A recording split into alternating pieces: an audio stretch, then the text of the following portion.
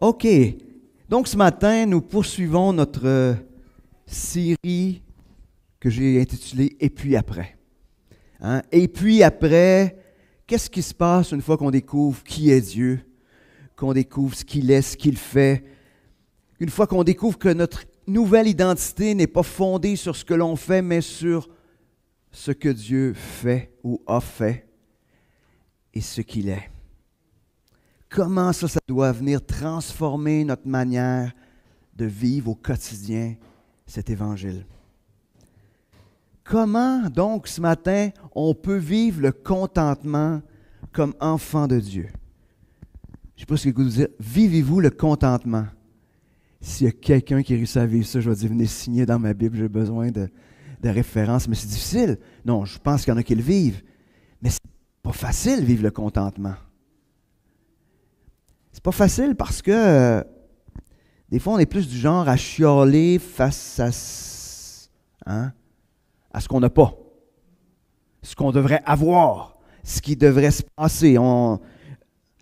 Tu sais, les Québécois, on chiale parce qu'il fait fret, on chiale parce qu'il fait chaud, on chiale parce qu'il fait trop soleil, on chiale parce qu'il pleut, on chiale. C'est dans notre culture, c'est notre ADN, mais pas dans l'ADN des enfants de Dieu. Fait que le contentement, c'est ça. Donc, tout ce qu'on voit autour de nous, ce qu'on entend, ça ne nous parle pas beaucoup de contentement.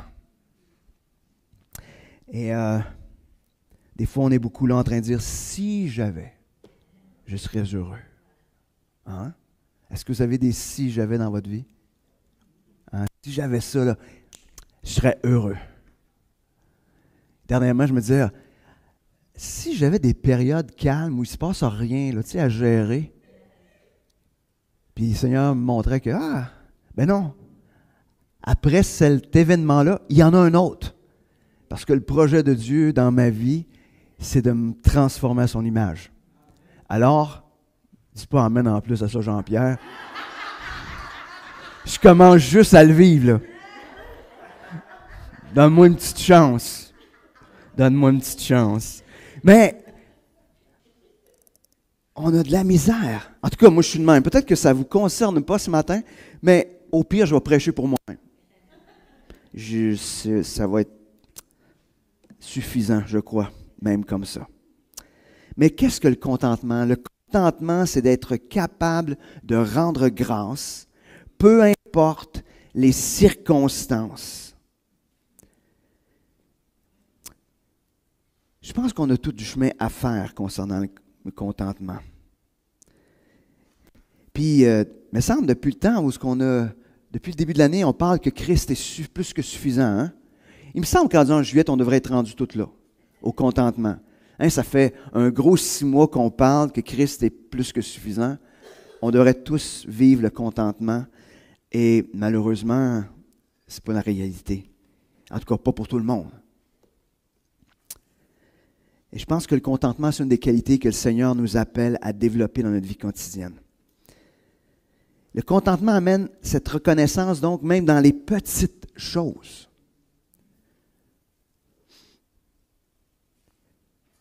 Lorsque nous ne sommes pas contents de ce que nous possédons ou de ce qui se passe, nous devenons obsédés par des désirs qui nous conduisent à nous vautrer dans quelque chose qui plus tard on va regretter. Intéressant, je vais vous lire dans mon introduction cette petite anecdote de quelqu'un qui ne pratiquait pas vraiment le contentement. Vous ne sera pas projeté, fait que je vais vous le lire. J'ai décidé ce matin que je le nommerai. C'est dans 1 Roi, chapitre 21, versets 1 à 5. Après ces choses, voici ce qui arriva. Naboth de Jezreel avait une vigne à Jezreel à côté du palais d'Achab, roi de Samarie. Et Achab parla ainsi à Naboth. « Cède-moi ta vigne pour que j'en fasse un jardin potager, car elle est tout près de ma maison. Je te donnerai à la place une vigne meilleure, ou si cela te convient, je te paierai la valeur en argent. » Mais Naboth répondit à Achab, « Que l'Éternel me garde de te donner l'héritage de mes pères. Achab rentra dans sa maison, triste et irrité, à cause de cette parole que lui avait dite Naboth de Jezreel. « Je ne te donnerai pas l'héritage de mes pères. » Il se coucha sur son lit, détournant le visage, et ne mangea rien. Et on sait après ça donc, Jézabel, sa femme, vint auprès de lui et lui dit, « Pourquoi tu es l'esprit triste et ne manges-tu point? » Il lui répondit, « J'ai parlé à Naboth de Jezreel et je lui ai dit, cède-moi ta vigne pour de l'argent, ou si tu veux, je te donnerai une autre vigne à la place. » Mais il a dit, « Je ne te donnerai pas ma vigne. » Alors imaginez, Achab avait un problème avec le contentement. Il est le roi. Il est le roi de Samarie. Il a tout. Il est capable d'offrir une autre vigne. Il est capable. Mais il veut cette vigne-là. C'est ça qu'il veut. Puis s'il n'y a pas ça, il va être malheureux. Ça nous conduit pas juste où c'était dans cette situation-là, hein, parce qu'ils ont emmené des faux accusés, des gens qui ont accusé faussement Naboth, et finalement, il a été mis à mort. Et Achab, sans aucun remords, a pris possession de la vigne. Mais ça nous montre jusqu'où ça l'a poussé cet homme-là, parce qu'il n'était pas capable de vivre le contentement quand dans les faits il possédait beaucoup. Donc le contentement n'a rien à voir avec l'abondance de ce que l'on a ou qu'on n'en a pas beaucoup. Hein? Imaginez, peu importe qui, le contentement, c'est un travail que tout le monde a à adresser. Alors ce matin, comment vivre le contentement à la lumière de qui nous sommes en Christ, dans un monde insatisfait de tout? On va prier, pour ça on va lire un texte sur lequel on va développer un peu plus par rapport au contentement. Seigneur Dieu, on vient devant toi bien humblement parce qu'on est obligé d'admettre qu'on a de la misère à vivre le contentement. On a toujours l'impression qu'on devrait avoir plus, que ça devrait être meilleur, qu'il nous manque quelque chose. Seigneur, on te demande pardon parce que quand on agit comme ça, on est en train de dire que tu n'es pas plus que suffisant. Alors Seigneur, ce matin, permets qu'on puisse te découvrir un peu plus, un peu mieux. Qu'on puisse découvrir que réellement on a tout en toi et qu'on n'a aucune raison de ne pas vivre le contentement. Alors Seigneur, viens parler à nos cœurs, Seigneur. Je sais que chacun d'entre nous, il y a des choses peut-être différentes qu'on a besoin d'entendre. Et Seigneur, je sais que tu laisses rien de côté et que tu vas répondre aux besoins de nos cœurs, Seigneur. Alors Seigneur, on veut être à ton écoute, que ton esprit puisse parler ce matin. Amen. Donc, on va tourner ce matin dans un texte, comme je vous disais, qui va nous servir de base pour l'ensemble de notre message, qui est dans Philippiens 4, versets 10 à 19. Donc, on va lire au complet, puis on va y aller tranche par tranche. C'est Paul qui écrit. Il faut juste se rappeler que Paul, quand il écrit la lettre aux Philippiens, il était en prison, avec des fers, pas en prison libre, il était en prison avec les fers. Il était donc pas dans le lieu du plus grand contentement, probablement, mais il écrit cette lettre-là. J'ai éprouvé une grande joie dans le Seigneur à voir fleurir votre intérêt pour moi. Cet intérêt, vous l'aviez bien, mais l'occasion vous manquait. Je ne dis pas cela en raison de mes besoins, car j'ai appris à me contenter de l'état où je me trouve. Je sais vivre dans l'humiliation et je sais vivre dans l'abondance. En tout et partout, j'ai appris à être rassasié et à avoir faim, à être dans l'abondance et à être dans la disette. Je puis tout par celui qui me fortifie. Cependant, vous avez bien fait de prendre part à ma tribulation. Vous le savez vous-même, Philippiens. Au commencement de la prédication de l'Évangile, quand j'ai quitté la Macédoine, aucune église, si ce n'est la vôtre, n'entra en compte avec moi pour ce qu'elle donnait et recevait. Vous avez été les seuls à le faire, car à Thessalonique déjà, et à 2 reprises, vous m'avez envoyé de quoi pourvoir à mes besoins. Ce n'est pas que je recherche le don. Ce que je recherche, c'est le fruit abondant porté à votre compte. J'ai tout reçu et je suis dans l'abondance. Je suis comblé, ayant reçu par Épaphrodite ce qui vient de vous comme un parfum de bonne odeur, un sacrifice que Dieu accepte et qui lui est agréable. Mon Dieu pourvoira tous vos besoins selon sa richesse, avec gloire en Christ Jésus. Donc, regardons certains points qu'on peut voir par rapport au contentement, ou qui pourraient nous aider ou nous guider.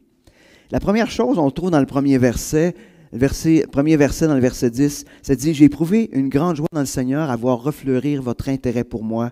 Cet intérêt, vous l'aviez bien, mais l'occasion vous manquait. » C'est intéressant. La première chose qui ressort, c'est que Paul fait confiance au fait que Dieu prend soin de tous.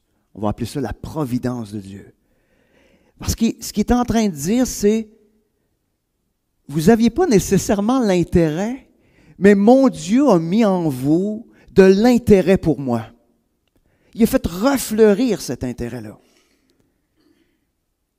Il dit, oui, vous l'aviez, mais Dieu est intervenu en ma faveur en vous redonnant à nouveau de l'intérêt pour moi. Il est en train de voir l'œuvre de Dieu dans la vie des Philippiens. Est-ce qu'on croit ça que Dieu peut intervenir dans des situations en notre faveur? Si on le fait confiance. Puis même des fois, il ne fait pas confiance, puis il fait pareil. Hein? Mais ce n'est pas une raison pour marcher. On appelle ça des fois, on marche un petit peu sur la grâce, là, mais on étire un petit peu la sauce des fois. Hein? Mais Paul avait cette pleine confiance que Dieu mettrait tout en place afin de répondre aux besoins qu'il avait. Est-ce qu'on est convaincu de cela? Dieu peut intervenir de différentes manières. Dieu pourrait intervenir en faisant un miracle. Un miracle, c'est-à-dire que les choses se produisent sans aucune raison. Ou il peut se servir de la providence, qu'on pourrait dire, dans le sens qu'il pourvoit en mettant à cœur à quelqu'un de donner, de prendre soin. Mais Dieu met toujours les choses en place pour prendre soin de nous. Et est-ce qu'on a cette confiance-là que Dieu va le faire? On a découvert ce que Dieu est, ce que Dieu fait. Ça, c'est une chose de le savoir ici. Mais quand on est dans notre quotidien, est-ce qu'on se comporte? Est-ce qu'on le croit vraiment? Ou on se met immédiatement à être en train de paniquer? En disant, « Ah non, ça ne marchera pas, puis là. » Puis je culpabilise personne, je me parle là. Est-ce qu'on est plutôt en train d'essayer de trouver, « Ah non, faire telle chose, faire telle affaire. » Wow. C'est qui ton Dieu? C'est qui ton Dieu? Je me souviendrai un jour, j'ai fait de l'évangélisation en 1985 avec Jubec. On est dans un parc. Puis là, on témoignait de l'Évangile à un groupe de jeunes qui étaient là. Des jeunes un peu rock'n'roll. Et tout à coup, à un moment donné, la police est arrivée. Ils ont dissipé tout le monde. C'était vraiment... Puis moi, je suis revenu en disant à celui qui était le pasteur à l'époque dans cette église-là, je dis, « Hey, l'ennemi, qui a tout chassé ça. » Et le pasteur m'a regardé et m'a dit, « Pour qui tu travailles? » C'est pour le Seigneur. Et il dit, « Attends de voir ce que le Seigneur va faire. » Pendant les 4 semaines qui ont suivi, on faisait partie de la gang. Puis on a pu parler d'évangile pour vrai. Parce que nous autres aussi, on avait été chassés par la police. Dieu pourvoit. Dieu a un plan qui nous dépasse. Là, je vous parle d'une situation qui n'a pas d'impact sur le contentement. Mais de la même manière, Dieu intervient en votre faveur. Dieu vous aime, vous êtes d'accord avec ça? Dieu veut prendre soin de vous autres. Dieu a le regard sur vous. Est-ce que vous êtes d'accord? Est-ce que vous le croyez? Alors, faisons-lui confiance. Faisons-lui confiance. Soyons confiants qu'il va s'occuper de toutes choses. Cessons d'être étonnés à chaque fois que Dieu s'en occupe. On peut rendre gloire à Dieu, mais cessons d'être étonnés. Dieu a dit qu'il le ferait. Y a-t-il quelque chose d'étonnant de la part de l'Éternel? Hein?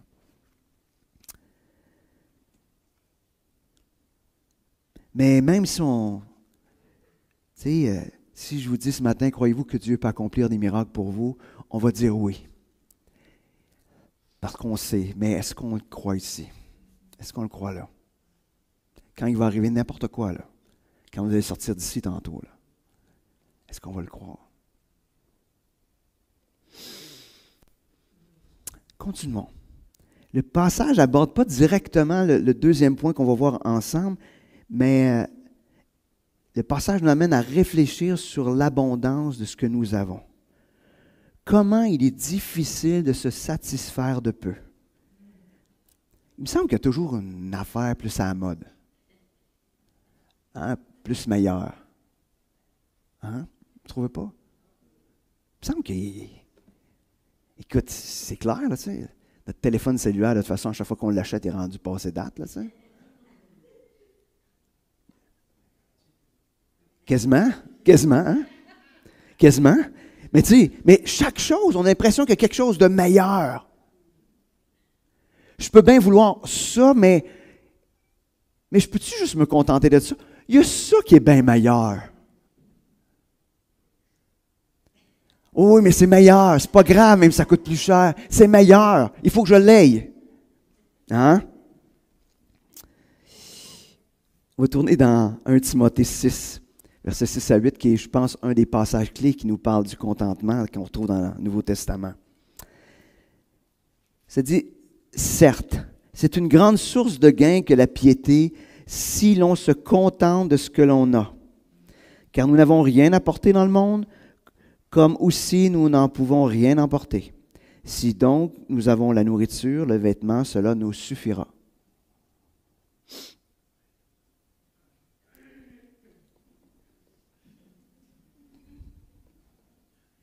Il semble qu'il manque quelque chose dans sa liste. Nous avons la nourriture, le vêtement, ça nous suffit. Au Québec, on a le droit d'ajouter un toit parce qu'il fait fret, là.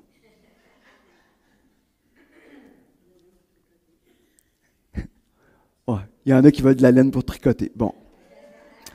Déjà, on voit que le contentement n'est pas la même pour tout le monde. Moi, je peux me contenter de ne pas en avoir. Mais je vais ramasser le tricot, par exemple, ce qui était fait. Mais, imaginez, se contenter de ce que l'on a.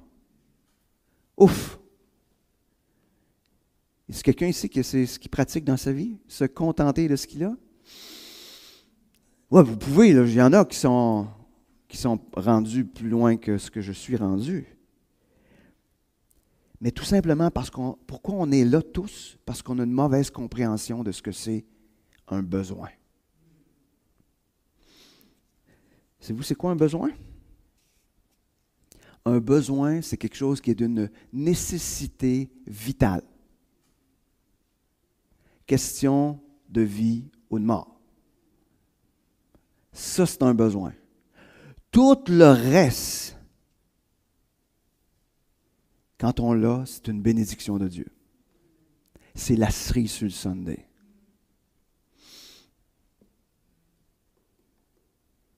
Imaginez, est-ce qu'on est prêt à séparer ça là? Ce qui est vital, ça, c'est les besoins. Puis le reste, c'est la bénédiction que Dieu déverse par-dessus. Ça veut dire que les bénédictions de Dieu rentrent, puis même qu'on puisse avoir les biens vitaux, c'est aussi une bénédiction de Dieu. Mais Dieu a dit qu'il s'occuperait de ça, puis il a dit qu'il y aurait des bénédictions qui viendraient. Mais est-ce qu'on est capable de séparer cela? Faites la liste de ce que vous mettez comme des besoins dans votre tête, là. Puis faites... il y a peut-être certaines affaires qui vont se déplacer, ils vont changer de colonne. Hein? Selon la génération que vous êtes aussi. Hein? Tu sais, on n'aura peut-être pas la même... hein? Tu sais, aujourd'hui, si à 12 ans, tu n'as pas un cellulaire, tu vas mourir. C'est une question de vie ou de mort. faut en plus que ce soit papa et maman qui payent le forfait, ça c'est autre chose. Mais tu sais, c'est une question de vie ou de mort. Mais en même temps, des fois, on a d'autres bébés adultes qui sont tout aussi nécessaires. Hein? C'est-à-dire pas du tout, mais qu'on considère comme une question de vie ou de mort. Ce matin, est-ce que vous seriez prêt à remettre en question votre liste de besoins que vous avez? Seriez-vous prêt à rechercher premièrement le royaume de Dieu? Mettez ça comme priorité, puis mettez votre liste de besoins après ça. Est-ce que vous seriez prêt? Est-ce que vous êtes prêt à prendre le risque? Dieu va s'occuper du reste. Il a dit qu'il le ferait.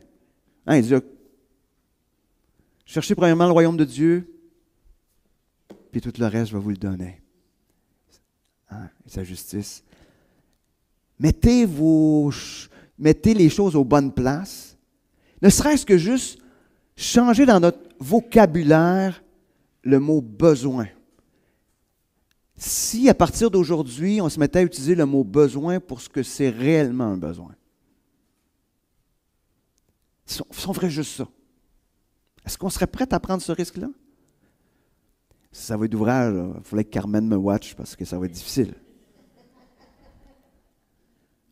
Puis des fois, il y en a qui me disent « Oh, moi, je ne suis pas trop dans la consommation. Oh, » Vous allez voir des fois qu'on n'est pas trop dans la consommation, mais, il y a des choses qu'on met comme des besoins.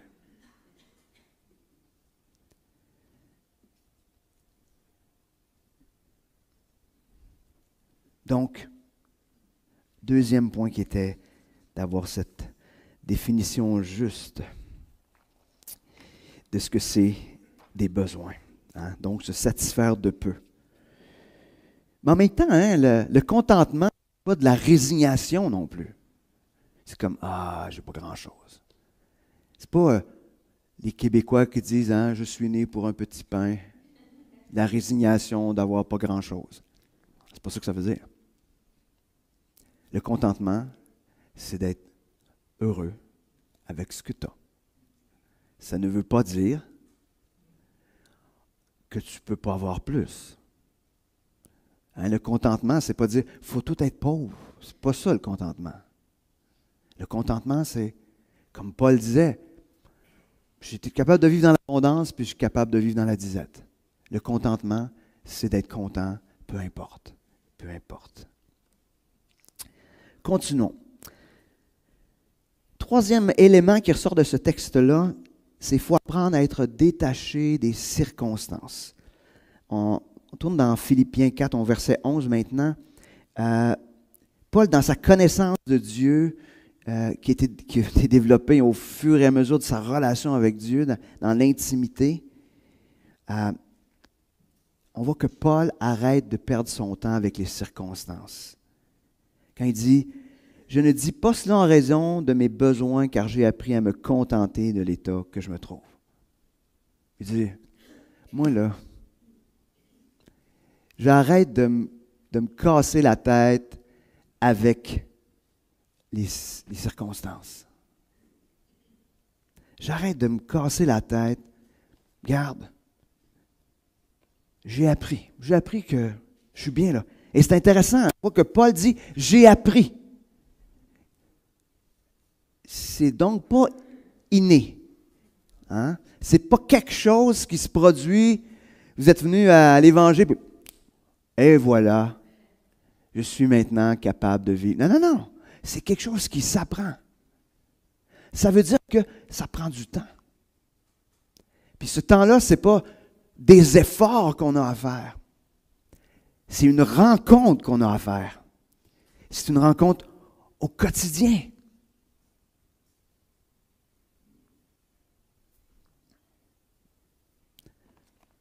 Je vais vous raconter de quoi qui s'est passé ce matin.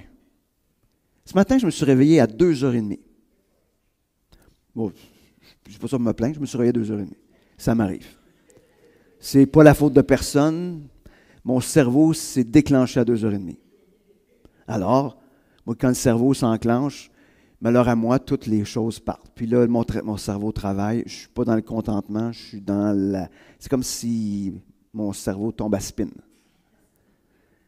Alors, je descends, parce que si je spinne, je ne veux pas réveiller Carmen qui va se... Alors, je descends. Fait que là, je dis, bon, une belle heure pour lire la Bible. Fait que je lis ma Bible. Puis là, ce qui ressort du texte que je lis, c'est beaucoup d'en faire confiance à Dieu. Et là, vous allez me trouver flyé, mais c'est pas grave, ça me fait plaisir. Et là, je suis là, puis tout à coup, Paul descend. Paul étant le chat de mon fils. Il descend, il me regarde, puis il vient sur le divan, je suis couché, puis il vient se coller sur moi. Il se met juste ici, là, comme ça. Après ça, il vient se coller encore plus sur moi. Puis après ça, il se revire de bord, là, il est rendu les pattes comme ça sur moi, là, tu sais. Ouais. Puis là, un moment donné, il est assis, puis là, il watch ce qui se passe. Et ce que le Seigneur, à ce moment-là, m'a montré, c'est Dieu s'occupe de moi. Un peu comme le chat qui n'a rien à voir là-dedans. Là. Je ne vois pas de... Dieu se sert d'un âne, fait qu'il peut bien se servir d'un chat. Mais Dieu s'occupe de moi. Dieu s'occupe de moi. Dieu me surveille. Dieu est en contrôle de ce qui se passe. Et à travers cette image que Dieu me donnait, je me dis, waouh! Des fois, on a besoin de ça, hein? Parce qu'on lit des fois les Écritures, puis on a besoin. Moi, je suis comme ça. Pour ça, vous avez le droit de. Je ne suis peut-être pas très théologique, là. Mais Dieu a pris soin de mon cœur à travers ça. Puis il m'a mis en paix en disant, arrête, abandonne. Abandonne parce que moi, je ne t'abandonnerai pas. Abandonne parce que ce que j'ai commencé en toi, je n'abandonnerai pas de le faire non plus. Alors abandonne. Et le contentement, ça commence par abandonner. Abandonner à Dieu, celui qui peut faire pas mal plus que ce que nous autres on peut faire. Donc, les enseignements de Paul, le chat.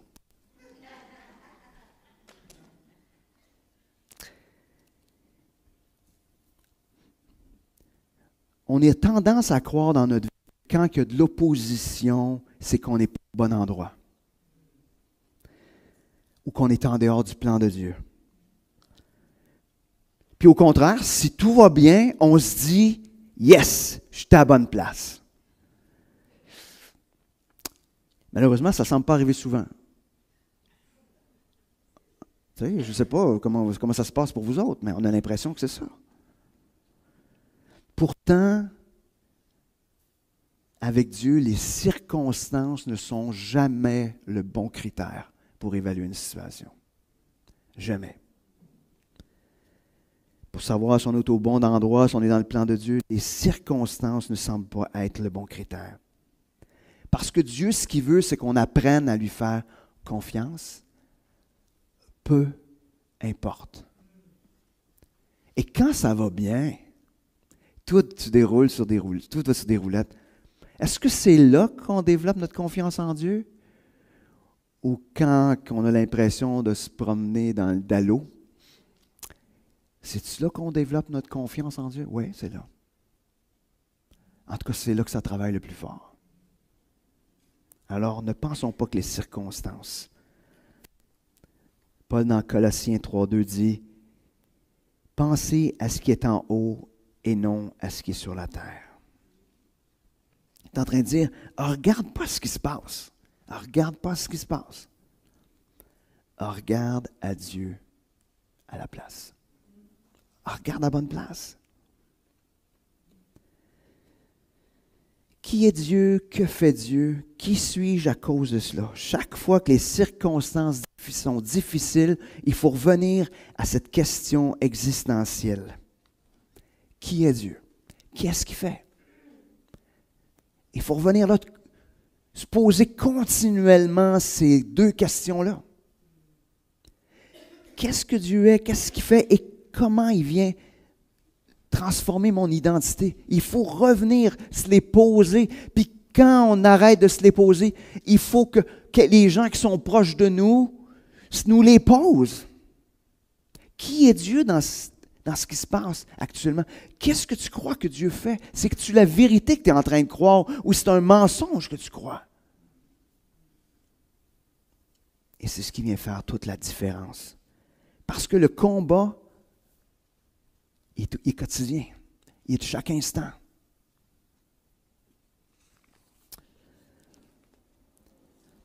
Alors, si on croit que Christ est plus que suffisant, on pourra dire, comme Paul, dans 2 Corinthiens 4, versets 17-18, il dit, « C'est un moment de légère affliction, produit pour nous au-delà, car un moment de légère affliction produit pour nous au-delà de toute mesure un poids éternel de gloire. Aussi, nous regardons non point aux choses visibles, mais à celles qui sont invisibles, car les choses visibles sont momentanées et les invisibles sont éternelles. » Wow!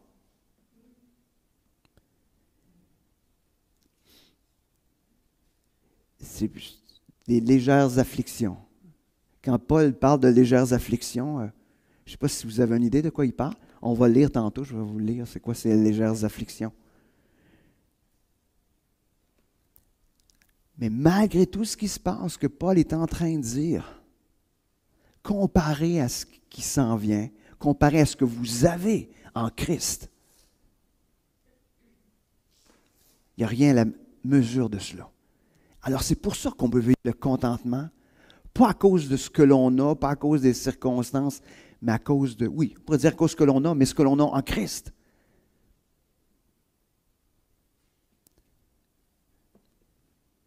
On va regarder justement les légères afflictions de Paul dans 2 Corinthiens 11, versets 23-33.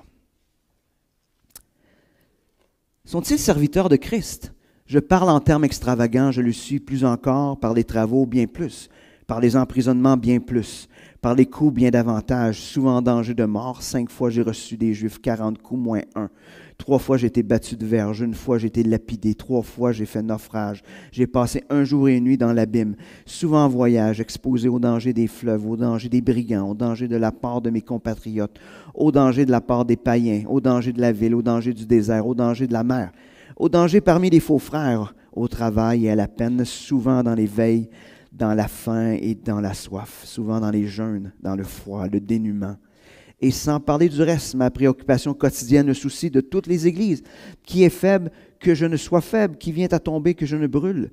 S'il faut se glorifier, c'est de ma faiblesse que je me glorifierai. Dieu qui est le Père du Seigneur Jésus et qui est béni éternellement, sait que je ne mens pas. À Damas, le gouverneur du roi Arétas faisait garder la ville des Damascéniens pour se saisir de moi, mais on me descendit par une fenêtre dans une corbeille le long de la muraille et j'échappai à ses mains. Les légères afflictions.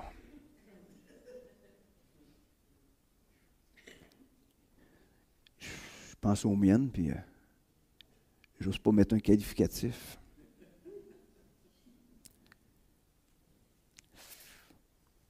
Mais quand on le vit, c'est dur.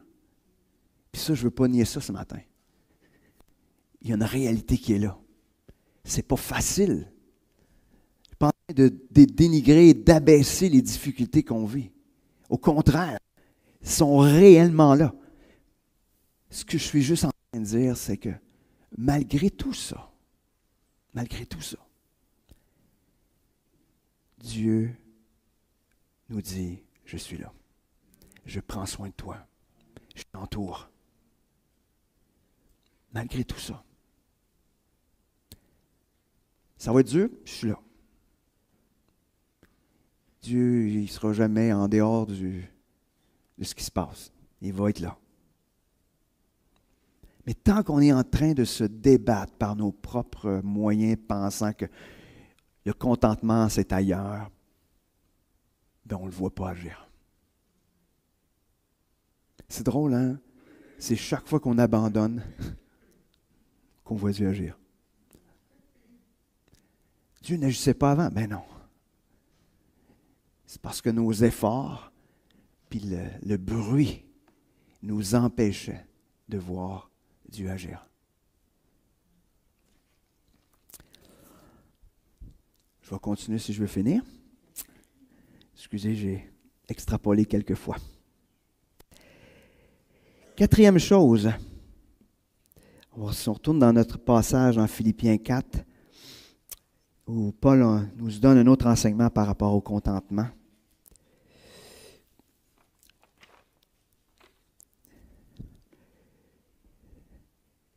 Un petit peu. Il dit dans Philippiens 4,13, « Je puis tout par celui qui me fortifie. » Paul pouvait vivre le contentement parce qu'il était convaincu du soutien de Dieu dans son quotidien. Est-ce qu'on doute?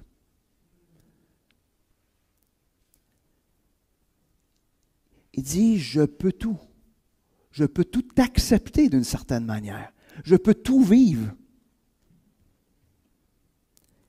à cause que Dieu est là et qu'il me soutient. Je peux tout. Convaincu du soutien de Dieu au quotidien. Est-ce que vous avez des doutes que Dieu va prendre soin? Est-ce qu'on croit qu'il nous aime assez pour le faire? Est-ce qu'on doute de son amour? Des fois, ça se peut, hein, qu'on soit en train de dire, pour moi, il m'a oublié. Pour moi, il ne s'occupe pas de moi. Pour moi, je ne suis pas important. Non. Quand on croit ça, on croit un mensonge à propos de Dieu. On croit un mensonge. Il y a trop d'éléments qui nous démontrent le contraire. On va regarder quelques passages qui nous montrent justement, qui nous confirment que Dieu va nous soutenir. Ésaïe 40, versets 29-31. Il donne la force à celui qui est fatigué. Il augmente la vigueur de celui qui est à bout de ressources. Les adolescents se fatiguent, se lassent, et les jeunes hommes trébuchent bel et bien. Mais ceux qui espèrent en l'Éternel renouvellent leur force. Ils prennent leur vol comme les aigles. Ils courent et ne se lassent pas. Ils marchent et ne se fatiguent pas. Ce n'est pas juste un passage, hein, parce qu'on connaît beaucoup, la plupart, on connaît très bien ce passage-là. Mais des fois,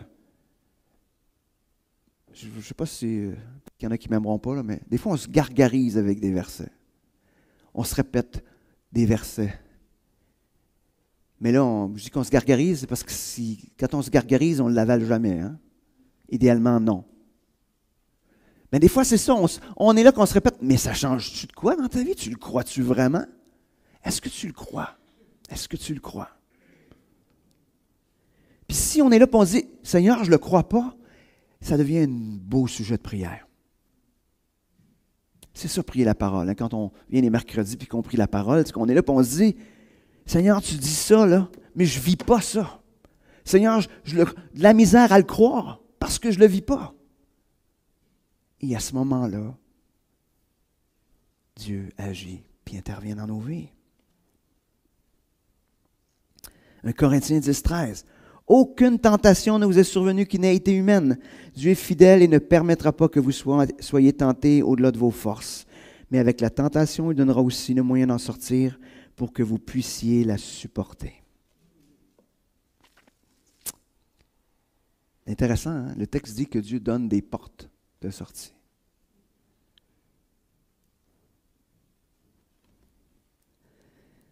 Est-ce qu'on a tendance à fermer les portes que Dieu rouvre? Ça se peut.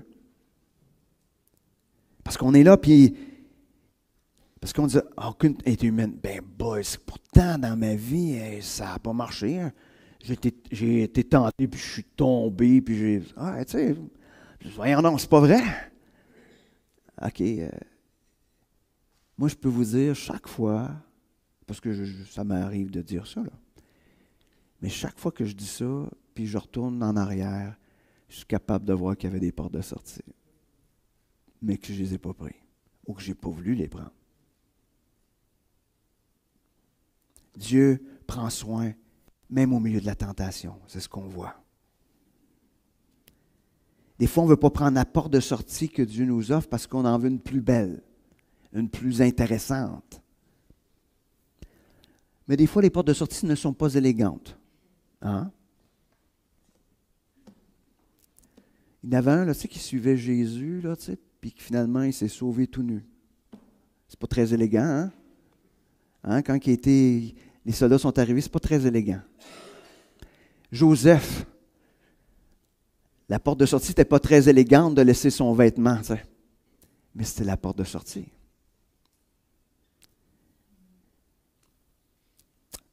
Éphésiens 3,20 nous dit, « Or, à celui qui, par la puissance qui agit en nous, peut faire infiniment au-delà de tout ce que nous demandons ou pensons. » Si Dieu prend soin de moi et qu'il fait toujours mieux que ce que je peux demander et penser,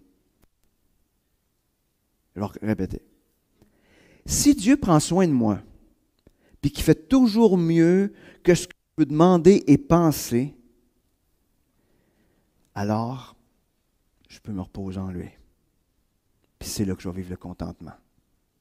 Dieu fait infiniment. Infiniment. Je ne sais pas si vous savez, mais l'infini, c'est gros. Là. Ça veut dire que ce que tu penses, c'est là, tu auras des pâquerettes. Là. Ce que Dieu va faire, c'est... Si c'est ce Dieu-là que tu aimes, puis que tu sais qu'il t'aime, je pense que tu peux te reposer en lui. Je pense que je peux me reposer en lui. Est-ce qu'on le croit ce matin? Je crois qu'on a besoin de se rappeler ce que Dieu est et fait de plus en plus.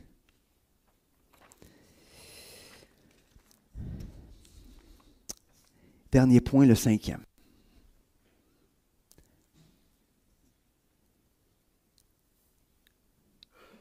Si je crois que Dieu est tout-puissant, qu'il est en contrôle de tout, si je crois qu'il m'aime d'une manière incroyable, si je crois que ses actions le démontrent, parce que Christ en est la preuve, si je crois que j'ai de la valeur à ses yeux, si je crois qu'il prend soin de moi, alors, comme je disais, on va vivre le contentement, je vais être en paix au milieu des circonstances, puis je vais vivre de plus en plus cette réalité, que Christ est plus que suffisant.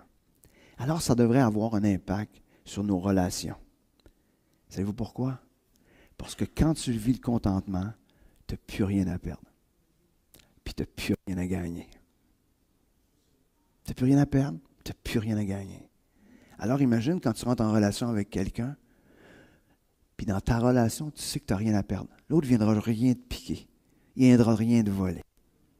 Puis au pire, tu n'auras rien à gagner ultimement parce que tu as déjà tout en Christ. Là, on tombe juste dans les vraies affaires.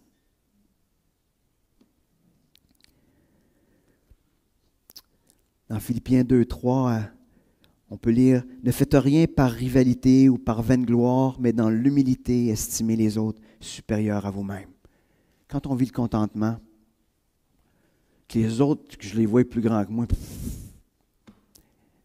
j'ai pas de problème. J'ai tout. J'ai tout en Christ.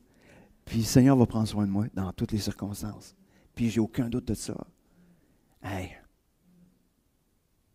Je ne sais pas si vous savez, mais souvent, les guerres et les disputes entre les humains, c'est la guerre du contentement. Je m'attends à ça de l'autre. L'autre, il faut qu'il me donne ça. S'il me donne ça, je vais être content. Je vais être heureux.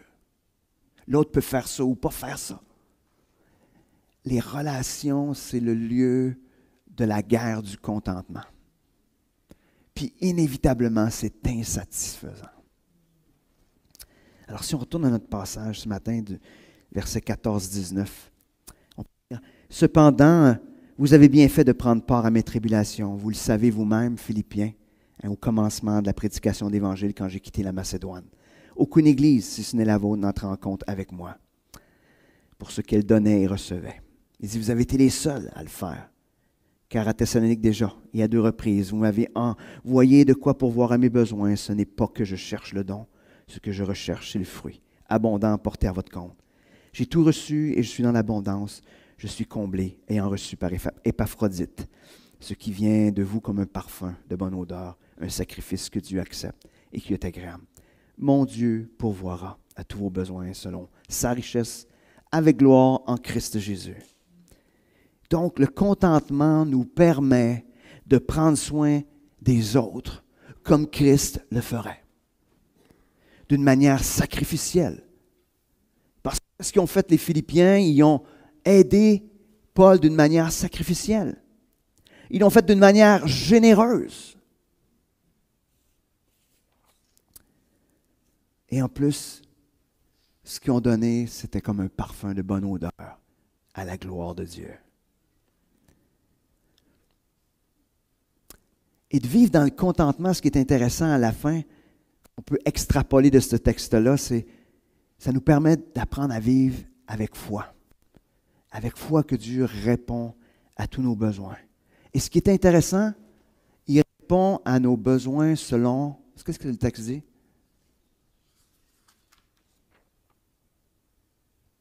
Vous vous en souvenez pas? Je vais le relire. Verset 19. Selon sa richesse. Connaissez-vous la grandeur de la richesse de Dieu? Y a-t-il quelqu'un qui connaît la grandeur de la richesse de Dieu? C'est trop grand. OK, c'est infini. OK. OK. Ce que ça dit, c'est que Dieu va répondre à vos besoins selon sa richesse. Ça part bien.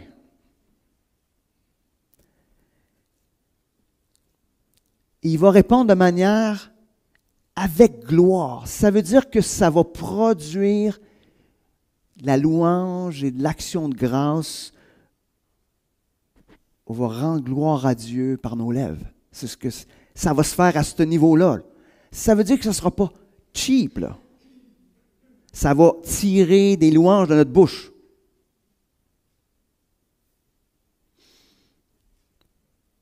Et il va faire ça, il dit, en Christ. En Christ qui est plus que suffisant, OK.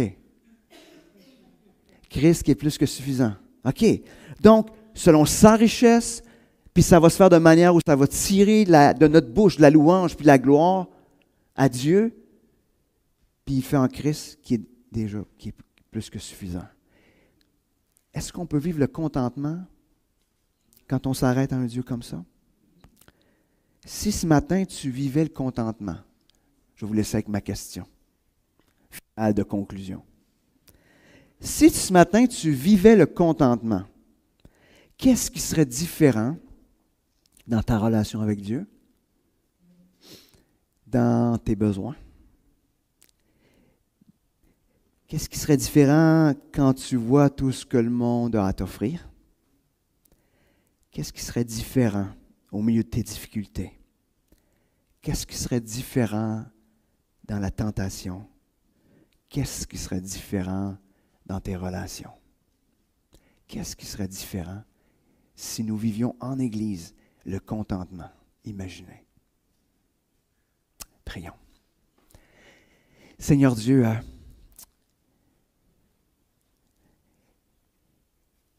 tellement de choses ce matin. Seigneur, mais je sais que c'est probablement, peut-être pour plusieurs de ceux qui sont ici, qui se disent, et moi le premier, comment? Comment vivre ça? Seigneur, je te demande dans ta grâce de venir ouvrir nos yeux, notre intelligence, afin qu'on comprenne la grandeur de la richesse que l'on a en toi. Qu'on puisse comprendre qu'en toi, on a tout. De t'avoir toi, c'est plus que suffisant. Même si on n'avait rien, de t'avoir, on serait les plus riches de la terre. Seigneur, notre cœur le croit, mais notre tête a de la misère. Alors Seigneur, viens renouveler notre intelligence, viens changer, transformer nos pensées, afin Seigneur qu'on puisse te voir tel que tu es, dans tout ce que tu accomplis pour chacun d'entre nous. Qu'on puisse te voir comme tu nous vois, des bien-aimés que tu prends soin, que tu entoures. Alors Seigneur, aide-nous à vivre le contentement. Amen.